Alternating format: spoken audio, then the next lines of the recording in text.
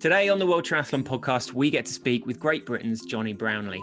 After a third successive Olympic Games podium saw him finally win the gold he craved, Jonny can now rightfully claim he has completed the Olympics, winning a medal of every colour after bronze in London and silver at Rio 2016. Gold came in the inaugural mixed relay on the 31st of July as part of the GB team, alongside Georgia Taylor-Brown, Jess Learmonth and Alex Yee, who anchored that leg. So, Jonny, welcome. Thanks for coming on. How are you? Where are you? Hi, I'm good, thank you. I'm currently in a hotel in Canary Wharf, just about to race the initial Super League race, which starts this weekend and on Sunday. So, about to do a month's worth of racing. Right, yeah, and barely a month, or almost exactly a month after the Olympics all kind of wound down. So you've not had a huge amount of time to sort of soak it up, I suppose. No, not a huge amount of time. Obviously, it's a very, very different kind of aftermath of the Olympics to what we're used to. You know, in London, after winning medals there, we very much had our medal got us into everything we ever wanted to get into, whether that was, I'm not really a nightclub person, but going to nightclubs or whatever, or getting to the Olympic Stadium to watch the other races. Your medal got you everywhere. You know, Rio was similar in a way, but you got to enjoy it. And we came home as part of the team, and on the plane on the way home, flew into London as everyone else. It was absolutely amazing. In Tokyo, yeah, I came back the day after the race and was sat waiting for my taxi at Heathrow Airport. So it was a very, very different come down, but yeah, it was an amazing Olympics. So yeah, you've landed kind of literally 2 days after you had the gold put around your neck. Then fast tracked presumably through the airport though. But still, you must come out and is there sort of whispering voices, people pointing like, is that who it is? Well, you're in the tracksuit as well, right? So that's a bit of a giveaway. Yeah, well, firstly, you get off the plane and nowadays all the COVID stuff you go through, but we had that as easy as possible. And then I flew home with a plane full of still Team GB athletes. It was actually the women's football team, a couple of the kayakers were there, the BMXers were there who did very, very well. And the first stage is trying to find your bag because no one thinks about personalising their Team GB bag. So about 400 Team GB bags come off the plane, and there's this massive scramble for which one's mine. And then once that was eventually sorted, no one else had a bike apart from the BMXs, but obviously those bikes are very different. Mm-hmm. I just got you go through the airport, you get the families and friends had come to see some people, and they were there, and then you get a couple of autograph hunters who are hanging around trying to get as many as they could, and again, like you say, people whispering each other who come back from flights from Malta and places like that, and and then the come down was my taxi was late, so I had to sit in Costa Coffee for an hour waiting for that. So it was a kind of a different come down to, like I said, the other ones, but it was eventually nice to get home. And then when I did get home, I actually flew out to Spain the next day to go on holiday with my girlfriend for a week, because I really felt that I wanted to take this one in and appreciate this medal, this gold medal. I didn't really do that after my last two Olympics. I was very much on to the next goal. So I thought, right, I'll come back home. I'll take a week or so to really take it all in, and then come up with a goal after that. Yeah, the media whirlwind as well, also limited, right? There were fewer outlets in Tokyo, so you weren't, I guess, kind of compelled to go from one to the next, and then because after London, it must have been just bonkers, right? And something to a degree that you've never experienced before. That was the first sort of your first experience of that layer of interest, was it? Yeah, after London, it was absolutely crazy.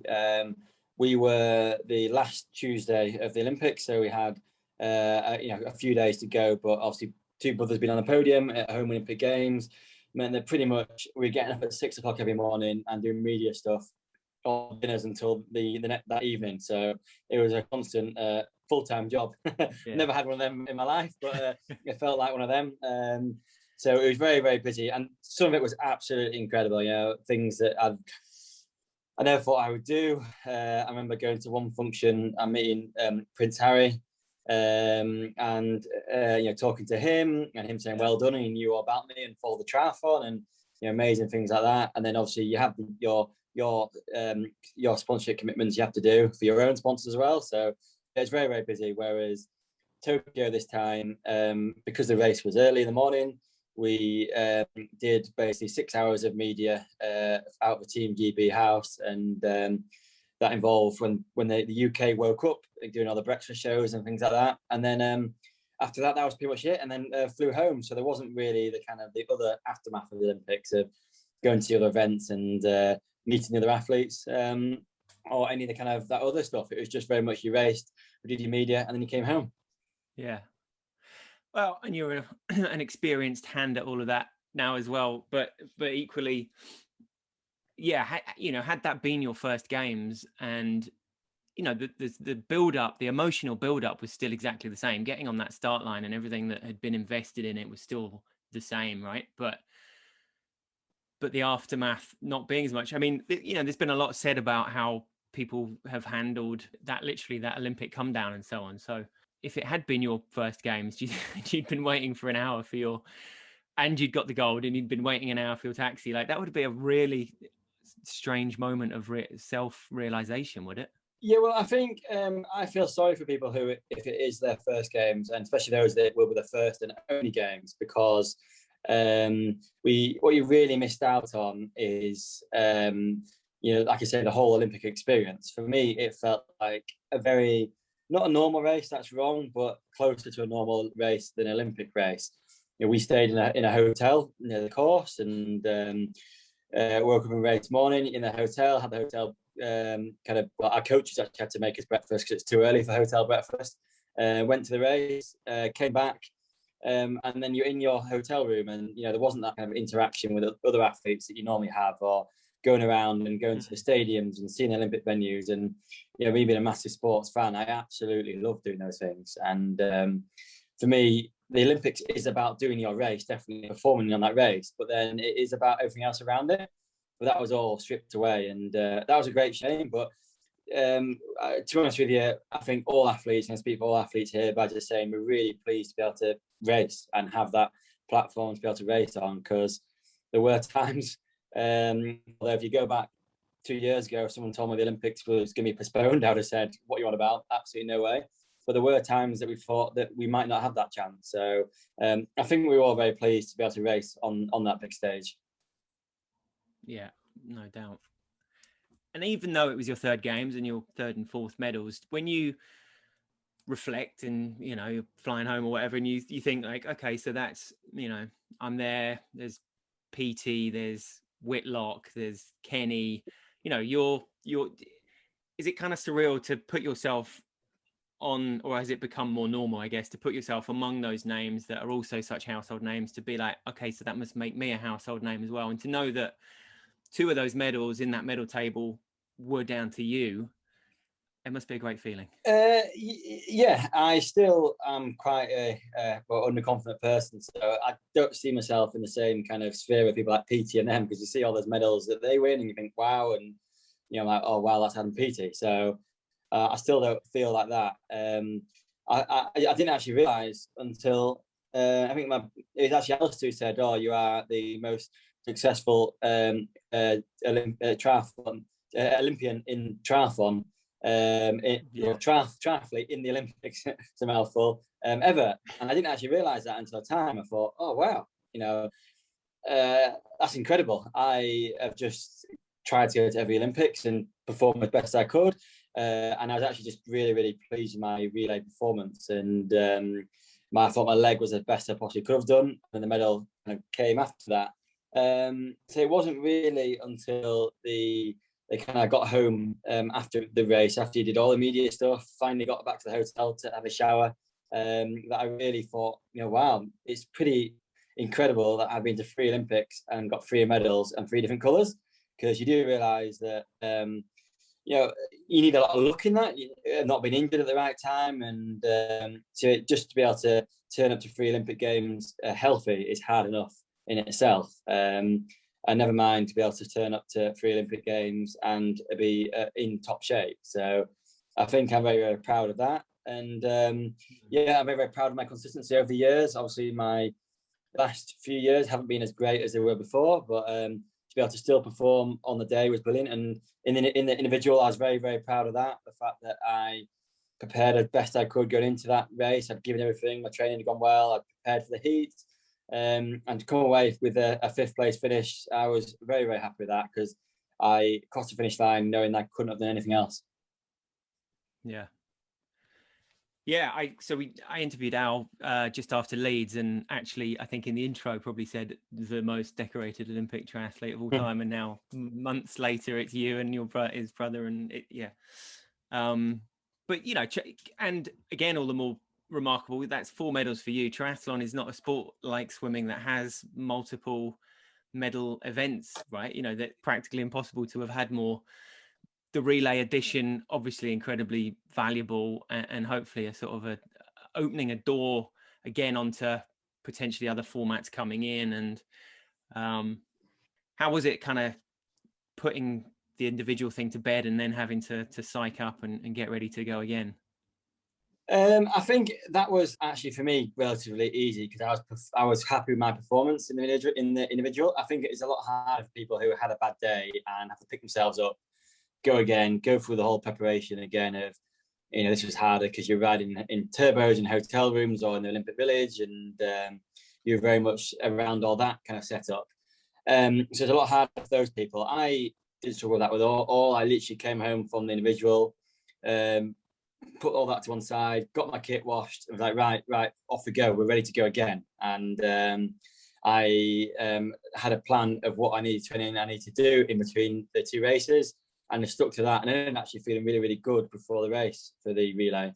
But first, I think it's absolutely brilliant that mixed team relay is in the triathlon. I think it's a great Olympic sport, and the feedback that I get from the British public has been massively positive. And therefore, it's a great event to watch. It is great that it's short, it's fast. There's males and females on the same course. It's a team event, and it was a big positive for the whole Olympics and for triathlon, definitely.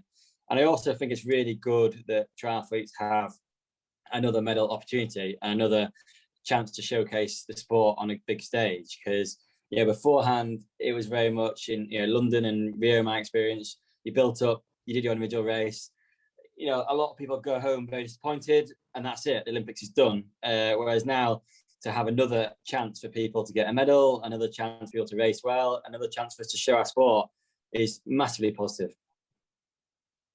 Yeah, and hopefully more formats to come as well. You're obviously about to do the Super League, and that they've been really mixing things up. And I presume you were there when the mixed relay was starting to come in. And did you feel I get the sense that there was a bit of pushback against the very idea of doing a mixed relay back then, just as there was mixed feelings about the Montreal kind of that elimination format being part of the series. So I guess it's one of those, is it, that people do tend to push back against the new, but give it some time. And where do you stand on the elimination thing being part of the series? Well, firstly, the mixed team relay, I've been there from the start, and initially it was something that was added on at the end, and it's a new thing, and a lot of athletes like, I raced the day before, I don't want to get up and race again. What happened to get injured, or what's this? And it was kind of something that was added on to the end, but we always took it seriously. Looking back to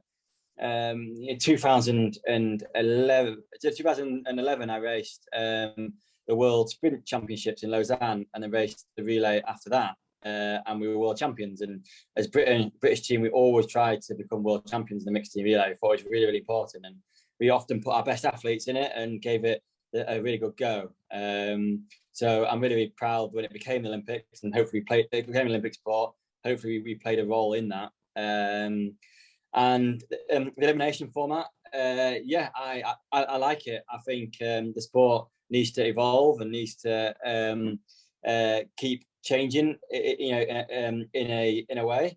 But I also really like the idea that the Olympic race stays how it is, as in it's a 2-hour, the best all-round endurance athlete wins, and it's a real grueling, hard day out. And I really like that about triathlon. I really like the fact that people watch it and go, that is really hard, and that tests the best of your physical ability.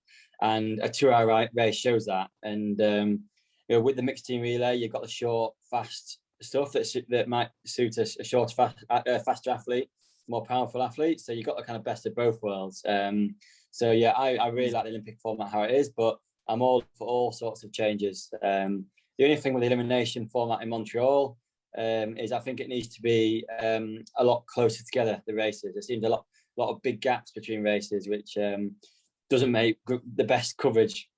Yeah, I guess it depends how the setup of the course. You got to limit the distance to the next start line and so on as well, haven't you? But oh, definitely, yeah. Oh, yeah. I don't know anything about the obviously the practicalities at all, but at the end of the day, if you want it to be good on TV, big gaps don't really work. No.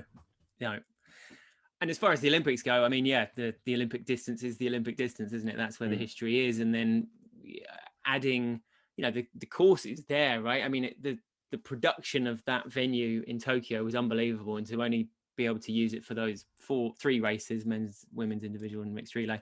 So to then be able to add another one and maybe have some athletes that would specialize in the shorter stuff, there'd be some overlap with the relay teams, maybe more athletes per country brought in, could be a whole new sort of future for the Olympic sport, couldn't it? Yeah, I think we will see more athletes and nations focusing on mixed team relay first. I think as it goes the next few years. At the moment, the best athletes in the individual race were probably the not far off the best athletes in the mixed team relay race as well. But over the next 3 to especially 7 years, I think people will start to focus just on one of them and really become the best mixed team relay athlete it possibly can be. So I think that'll be a change over the next period. And I don't know if the elimination does come in, then it allow those athletes to specialise on that as well. So they'll be very good elimination racers and mixed team relay athletes. I've spoken to a few athletes about the team preparations, and quite a lot of them played it down about how much they sort of worked on it. But it's an opportunity to race for an Olympic gold. So yes, I get that. The sort of, there's not like a handing over of a baton that has to be worked on. It's fundamentally like an individual races like linked together. But post individual races before the relay, you must have come together as a team and sort of discussed the various kind of how the race might pan out and tactically and so on. Like how did that look? How did the planning go? Yeah, of course. We came together between the races, and you talk about your order, and we actually started the process of talking about other nations and what's going to happen, who's going to go where in other nations, and we came to the conclusion that we've got our order and we're going to stick to that, and we're going to race how we want it to race and not worry about this and that and who goes first and this might change that, and just go, no, this is our order. And it's actually quite interesting in the days before, when you got to check your bike in before the race, different nations were not putting their stickers on with their order on, and because once you put your a Scott bike on with a B on, I'm going second, and the other nations were trying to be complicated about that and changing the order, and we very quickly decided we're going to put our order in and it's going to be what it is, and we're sticking to it and we're cracking on. And I think that was actually quite strong, because it took all that kind of worry away from it all, and we just decided we're going to race how we're going to do it. Jess, I believe, is one of, if not the best first leg athlete in the world, and she would set us up and we'd go from there. And that's what happened. Obviously we practiced the transitions beforehand and made sure we knew exactly, like the back of our hand, the course and the changeovers and how all that was going to work, and got that nailed and the best we possibly could. But again, we didn't overcomplicate it. We like to keep it simple. We knew our order. We knew we had a really strong team, and we had a simple kind of philosophy that whatever happens, we're not going to blame anyone. All you can do is go out there and race well. And if that's good or bad, then no one's going to point a finger. We'll come together. We're going to lose together, and that'll be it. And that was actually quite strong. And in the end, it was probably the most clinical relay performance there's ever has been and ever will be. I don't think it can be more clinical than that, in that everyone's transitions were perfect, and everything like that worked really well. And I don't know if that was practiced our mindset, or a bit of luck, or all of the three. But in the end, we did a great race, and that's what we needed to do. Satisfaction that you were all able to do what you knew you could, and then just absolute relief that it all came together, I guess. Yeah, definitely. Well, we knew we had a very, very strong team, but there's always that, what happens if this happens and it's only short and fast? What happens if, Jess doesn't get the great start on the swim and then we're on the back foot? But in the end, from Jess's leg, it went absolutely brilliant. And then we kind of, I think she set us up really well, which meant that once you got the ball rolling, it's easy to keep it rolling. But Jonas really flew through that transition.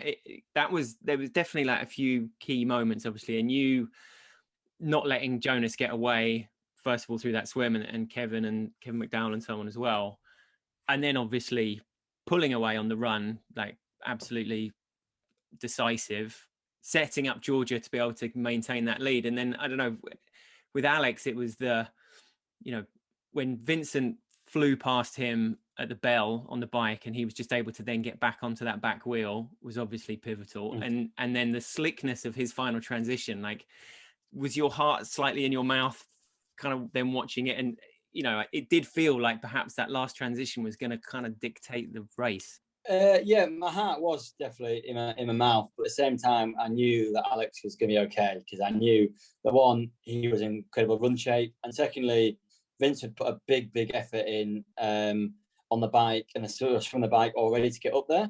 So for him to be able to run better than Alex off that would be really, really impressive. So I knew he probably didn't quite have that in him, because he'd already caught up 20 seconds. So to be able to then run again against him would be really, really impressive. So I knew we'd be all right. I knew that we had to basically get Alex onto the swim and the bike ahead of Vince, and then that would then after that we should be okay. And before the race, there was a lot of discussion about Jake Birtwistle. Lots of people fancy him to have the strongest final leg, and Jess being a great person to set off, or Katie Zaferes, would be in most people's kind of dream teams. And it felt like Vincent maybe also as an anchor for you to have been able to put together, you put together the fastest leg by a good few seconds. That must have been incredibly satisfying. Something of not really a dark horse. It's something you've done a lot before as well, whether it's Edmonton 2018 or 19, or you've got form there. But did you feel like a bit of a kind of an underdog despite your quite clear credentials?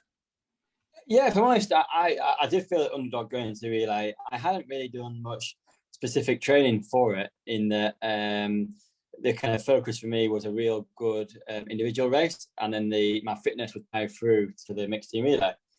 And I've had very good relays in the past, in second and fourth, and but I didn't expect to do that good. I felt absolutely brilliant when I was racing. When I was running, I thought, wow, I kind of wish this was carrying on for 10K. I felt absolutely amazing.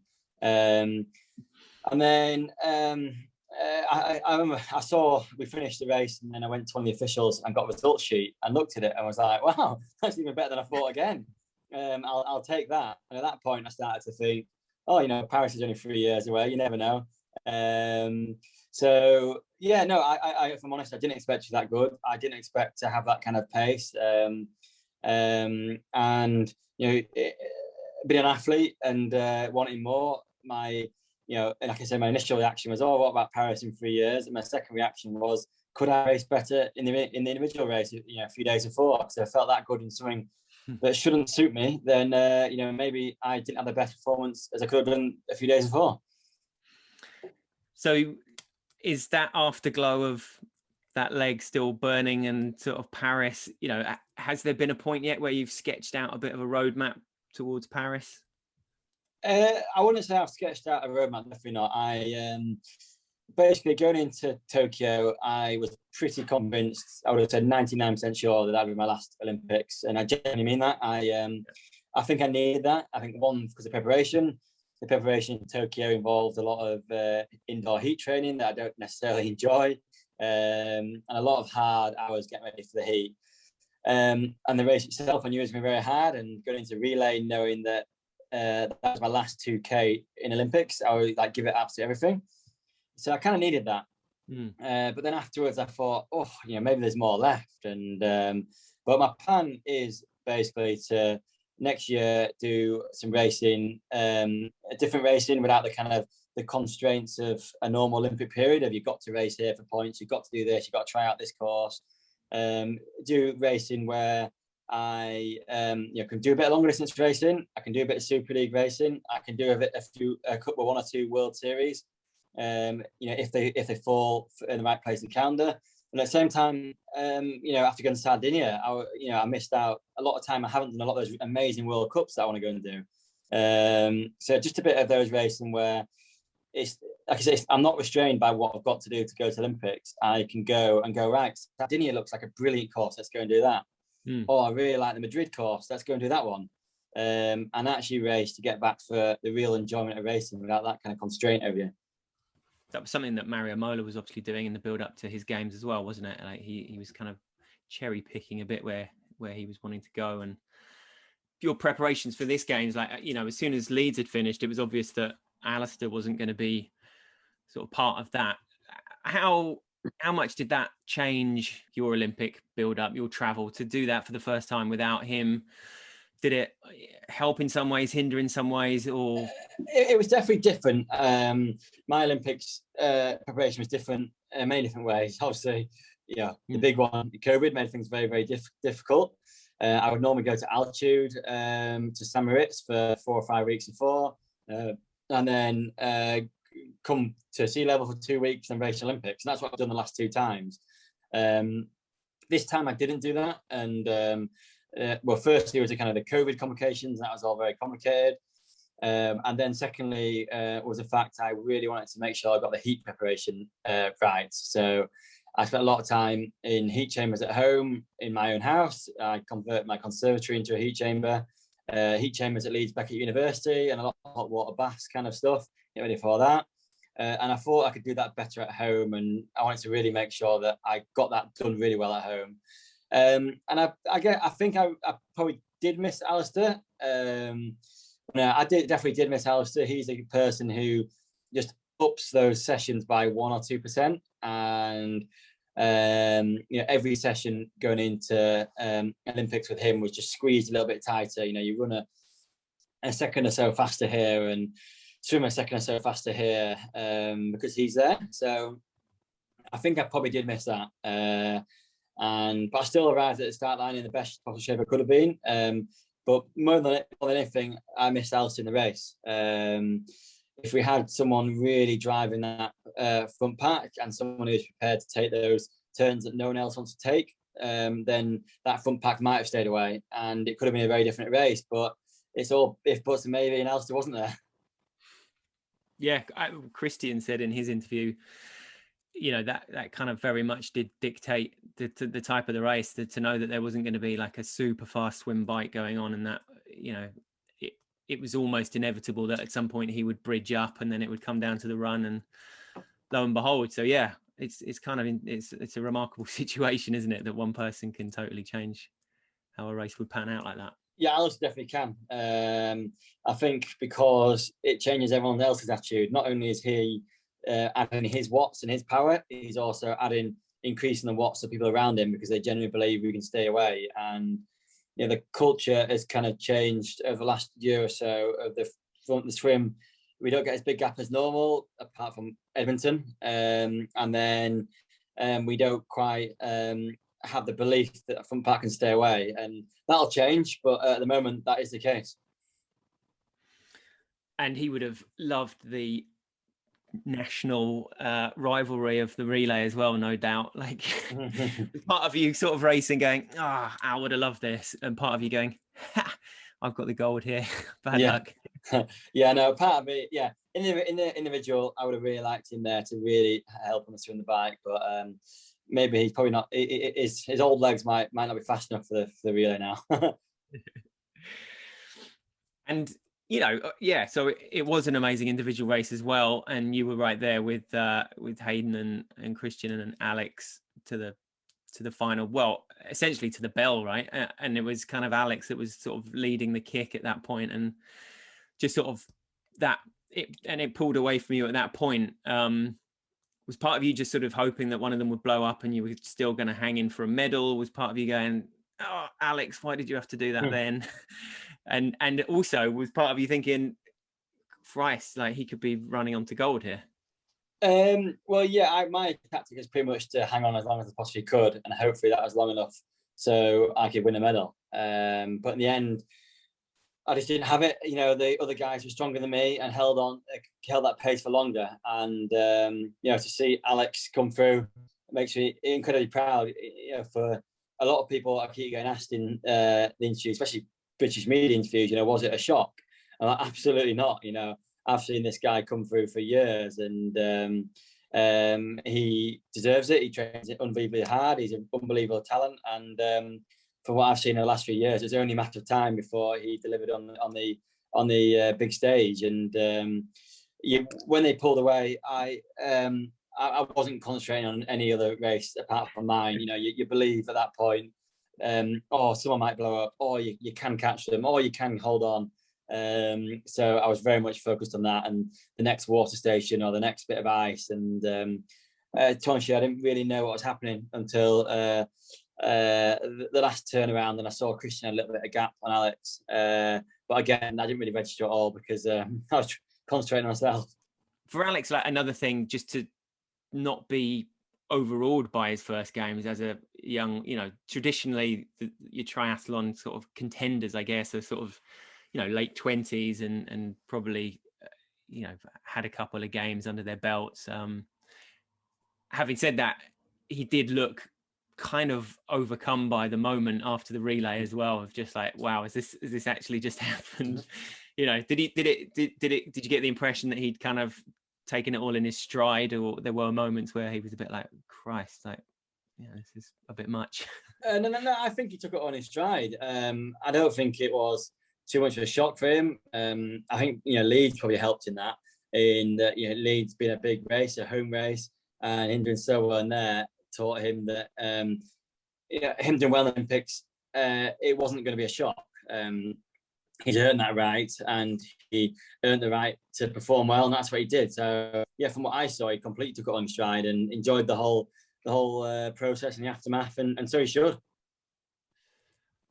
And both of you then part of what was a record equaling GB haul. Like, interested to know about the Team GB setup, and they took over a school, didn't they? Like GB as a whole, there was a local school, and there was a restaurant put in there, and training facilities and so on. Were you part of that as well, or the fact that, and were there athletes staying there, or were you staying in your hotel and kind of didn't really cross over too much into that? No, so the Team GB setup, I believe, is one of the best, the best setup out there. And simply, they took over a school which was on pretty much the final turn before you go along the seafront for the triathlon course. And in the school there was a swimming pool, 25 metre, really nice pool. There was gym facilities, and all the places, the medical facilities, and the place where you do all your media interviews afterwards. And firstly, they allowed us to stay in a hotel, which is not all nations are allowed to do that. A lot of nations have to stay in the village, and that leads to its own complications because you end up spending a lot of time forwards and backwards to the triathlon venue. But we could stay in the village, we could stay in a hotel. We could then get the food that we wanted there. We could be in our own kind of safe environment, and then swim in the school around the corner whenever we wanted. So we had I believe, the best setup we possibly could have had under COVID situations. A lot of our cycling was done indoors on turbo trainers because it had to be, and we could only run at designated venues just like everyone else. So it was a bit more inconvenient like that. But as a whole, I think we could not complain. It was the best setup we could hope for. Was it a deliberate, like, while the bike fan was going on, for example, the GB athletes you guys were kind of running more up and down the side of the track, kind of keeping a bit of a part. Was that a sort of deliberate, not ploy, but just part of the thing of staying out of what other people were doing and doing your own thing? No, that was more for practical reasons, because the other athletes could run around the village because it was about a 4K loop around the village, whereas we actually couldn't run outside because we had to go to this venue that you can only go at certain times. So we chose to cycle indoors because we could do that. And then the options were to run on a treadmill or run at the bike recce. And we chose to run at the bike recce because it allowed us to actually be able to run outside rather than on a treadmill. So that was more kind of practical reasons because, like I say, we didn't have the option of running around the big village. The hotel wasn't big enough. Like the investment that they make into it and the planning is obviously impeccable, but also that it's done in a way that is immediately fed into results. Like I remember a couple of World Cups ago, the England team, they were taking huge entourages and chefs and to these tournaments and doing really badly. And it was like, oh, they're pampered. Whereas, the proof was out there and it is in the medals for what was able to be done in Tokyo. Like what were the kind of specific things that you felt added that, maybe you were like, oh, actually, that has been really well thought out and that's going to massively help us? And who were the sort of masterminds behind it? Well, to be honest with you, I think, there's two sides. The preparation when we got out there, I think going to Miyazaki on a training camp beforehand was a good advantage, but the Norwegians had that as well. We could go there and train without any real restrictions for pretty much 2 weeks before the Olympics. So you'd had to get over the time zone. You could get used to the heat, although it actually rained quite a lot there. But that was pretty wet. Yeah, that was in this COVID situation, to be able to fly out to Japan and get your body clock sorted, get used to the food, was a big advantage. I think that was the main thing. But to be honest with you, I think I believe most of the hard work is done before you get there. And to see the two girls, Jess and Georgia, come back from their injuries, very, very, very few athletes would have medalled if they've had Georgia's injury beforehand. So I think a lot of praise needs to go to Ian Mitchell, who's the run coach of myself, Jess and Georgia, for especially getting those two girls back and in good shape. And then also for getting me over my kind of not so great years and getting my older body on the Olympic start line in good shape. So I think a lot of credit has to go to him for his real hard work. You were among the rest of the GB athletes quite a lot, were you, whilst in that facility, and being exposed to them? I mean, not for the first time. This isn't your first rodeo, but quite inspiring as well, and for people like Alex to see that.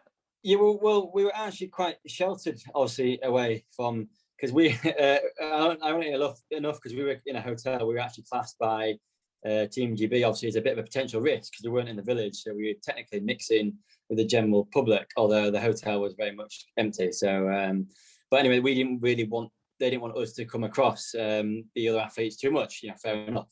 So we didn't actually come across them. But what Team GB did was made you feel very, very part of the team.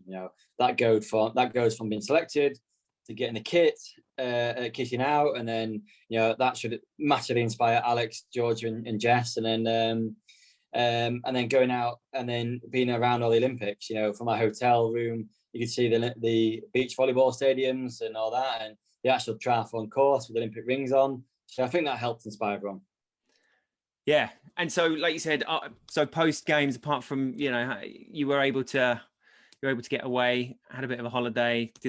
Was it sort of back family medals? Let's have a look. Well, I actually flew back home very, very late. Then woke up the next morning. I actually went for a swim because I wanted to get up and do some exercise. And then I did a few TV shows on Zoom, which is now obviously the new normal. That was really, really cool. And then flew out to Spain, and then came back and then celebrated a bit with my family. It was really, really nice, and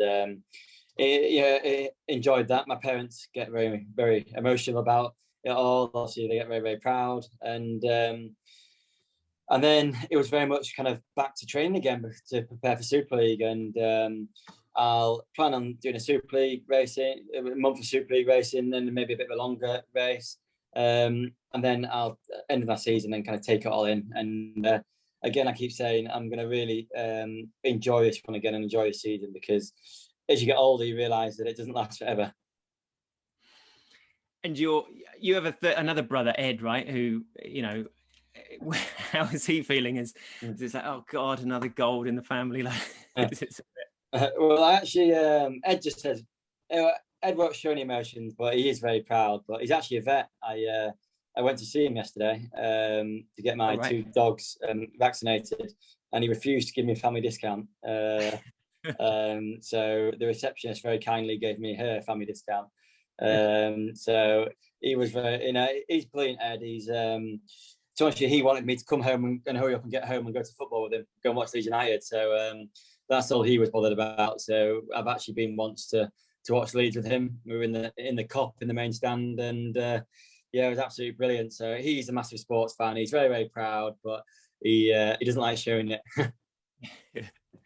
Yeah, I mean, I guess it must be hard. Like, if people talk the Brownlee brothers all the time, and it's only focusing on you two, that must be quite a strange sort of. Yeah, I think it is. But he went to the same school as us. He started doing sport, but he didn't really enjoy it. And his way of dealing with the kind of the pressure was just not to try too hard and not to be bothered about running or swimming. And he's gone off and done his own thing, and I think that's absolutely amazing. And he's very, very successful. Everyone absolutely loves him that he works with, so he's absolutely brilliant. As a Norwich fan, I feel like Norwich and Leeds sort of fates have been quite intertwined over the last few years. Like, we keep stealing our players. We're used to. We definitely steal your players, and then you just smashed it last season. So you obviously get to go a fair bit, do you? Not as much as I'd like to, because now we're back to normality. They're all Saturday afternoon games, and I'm training most of the time. The last one I went to was actually in the I don't know what it's called now, but the Cup game against Crewe. So Carabao. The Carabao nowadays. Whatever that is. Yeah, so I went to the Leeds versus Crewe, and that was amazing. And I watched them on TV as much as I can. I know a couple of players a little bit. They did a lot of their fitness testing at Leeds back at university, where we train. And actually, before Tokyo, I was doing my last heat chamber session in one of the labs, and they were doing one of their fitness tests around the corner. And a couple of them, Luke Ayling, Patrick Bamford, and Stuart Dallas, all came in and were watching and just thinking, "What are you doing?" So that inspired me to get through my last heat session. So and what I really like about this team is I really like how, firstly, they seem very nice people, and secondly, how fitness has been so important in this Leeds team, and I like to see the emphasis being on fitness and football. Yeah, maybe you could do an equivalent of that. I saw that was it Leeds Rhinos? You and Al did that video with a while ago. That's right. Yeah, they're impressive athletes as well. Really impressive. Yeah, I bet if anyone hasn't seen it, that's well worth a look. Pick that out on YouTube. It's a good one. Right, and are all based up in Leeds, but Gordon and Mark and so on, are they big Leeds fans as well? Is that kind of something that you will share? Gordon's a Leeds fan. Mark Bucko changes between Huddersfield and Liverpool. But yeah, they're all Gordon loves Leeds because he's obviously from Leeds, and it's a good time to support Leeds at the moment. Yeah, not off. Let's hope Norwich can follow a similar route. Well, hopefully not. We're relying on Norwich to occupy one of the places to go down. Well, best of luck. It's Sunday, right? Sunday 5th for the first of the 4 Super Leagues of September. Yeah, so 1st to 4th. This one's in London, and then the following Sunday is in Munich, and the following Saturday is Jersey, and the one after that is in Malibu. And all watchable on Triathlon Live. Can you give us a quick run through of the format for this first one, the London one? It's the mix-up, right? Or yeah, so this one is, in simple terms, it's a short triathlon of 300-meter swim, 4K bike, and 1,800-meter run. And the first time round is swim, bike, run, record your time. The next time round is run, bike, swim, record your time, and then 2 minutes rest, and then you go off on the last one off whatever time you've done it in the previous two. So if you're a winner, you go first. If you're 10 seconds behind, you go 10 seconds behind, and you do a bike, swim, run. Easy to keep on top of then. Yeah. Once you actually get going, it's a lot simpler than it sounds. You're right. Okay. And you're a cheater now. Is this what is the deal with this team format? Is it as tenuous as it looks, or is there something to it? Like, who are your fellow cheaters? So as a way of kind of adding a new element in Super League, there's the team format. So in this, we're all split into teams. There's 5 different ones of 4 people, 4 men and 4 women. And you get points at different stages in the race. The first swim, the first bike, the first run, and then the overall of that day. And they add up to the end of the series, and there's a big prize purse for that. And in my team is Aaron Royal, and Alessandro Fabian, and is it Sagir Shev? So we've got a reasonably strong team. And then 4 girls as well.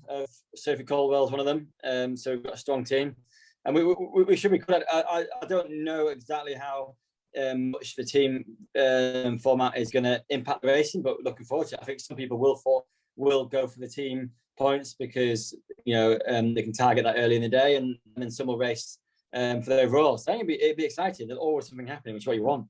Yeah, and great for you to get back into the competitive. It was obviously, as I saw you post, it was your first. It was the first grand final without a Brownlee since 2006, right? Yeah, I didn't realise that until I was out on a run, and I thought, wait, when's the last time?